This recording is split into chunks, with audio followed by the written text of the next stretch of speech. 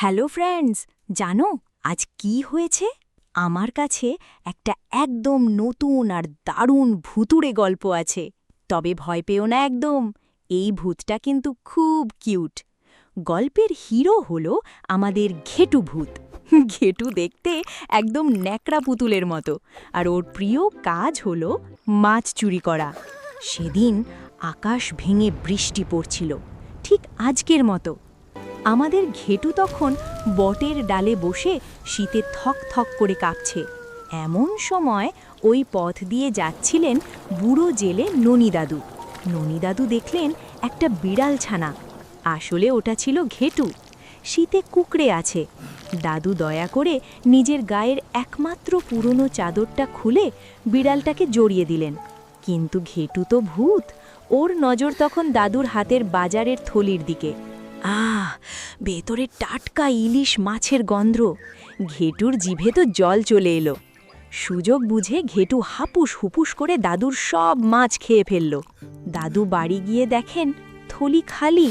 বেচারা দাদু কান্নায় ভেঙে পড়লেন। দাদু বিড়বিড় করে বললেন, নাতনিটার আজ খুব জ্বর, ভেবেছিলাম মাছের ঝোল দিয়ে ভাত খাওয়াবো। এটা শুনে ঘেটুর মনে হলো, উফ, আমি এ কি করলাম? দাদু আমাকে চাদর দিয়ে ওম দিলেন, আর আমি তার মাছগুলোই খেয়ে ফেললাম। ঘেটু নিজের গালে একটা থাপ্পড় মেরে বলল, ঘেটু, তুই একটা পচা ভূত, তোকে এখন এর প্রায়শ্চিত্ত করতে হবে। ঘেটু তখন ওর জাদুর ঝুলি থেকে বের করল একটা পুরনো তামাটে খালুই, মানে মাছ রাখার ঝুড়ি। মাঝরাতে দাদু যখন ঘুমাচ্ছিলেন, ঘেটু চুপি চুপি গিয়ে ওটা দাদুর বারান্দায় রেখে এলো। পরদিন সকালে দাদু খালুইটা দেখেই তো অবাক। ভাবলেন, কোত্থেকে এলো এই পুরনো ঝুড়ি? দাদু যেই না ভাবলেন, ইস, নাতনির জন্য যদি কয়েকটা মাছ পেতাম। আর অমনি ঝিলিক মিলিক করে ঝুড়িটা মাছে ভরে উঠল। দাদু তো আহ্লাদে আটখানা। তিনি বুঝতে পারলেন এটা সাধারণ ঝুড়ি নয়, এটা জাদুর খালুই।